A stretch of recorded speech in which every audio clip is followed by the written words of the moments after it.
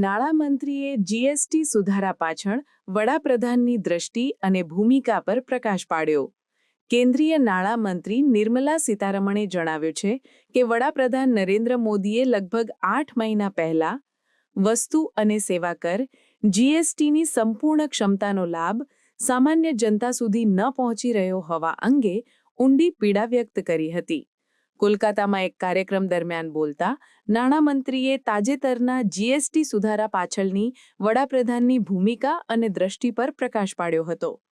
નિર્મલા સીતારમણે જણાવ્યું કે વડાપ્રધાને તેમને બોલાવીને જીએસટી પ્રણાલીને માત્ર પ્રક્રિયાગત રીતે જ નહીં પરંતુ સામાન્ય માણસ અને કર દરોના દૃષ્ટિકોણથી પણ વધુ સરળ બનાવવાની રીતો શોધવા માટે કહ્યું હતું.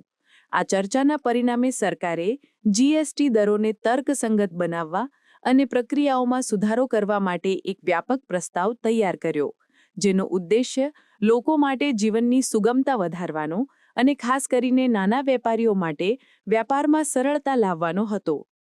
આ સુધારાઓ, જેને આગામી પેઢીના જીએસટી સુધારા તરીકે ઓળખવામાં આવે છે, તે 22 સપ્ટેમ્બરથી લાગુ થવાના છે.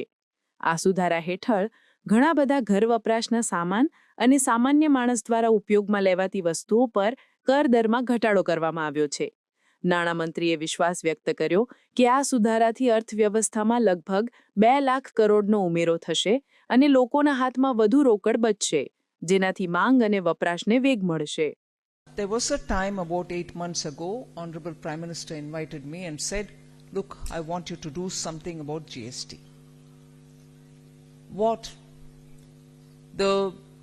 his pain was that the good work done under GST in bringing the entire market of India together, subsuming both taxes and cesses which were introduced in various states, 24 of them together, 17 laws I think, and many others taxes, and others were cesses and surcharges and duties.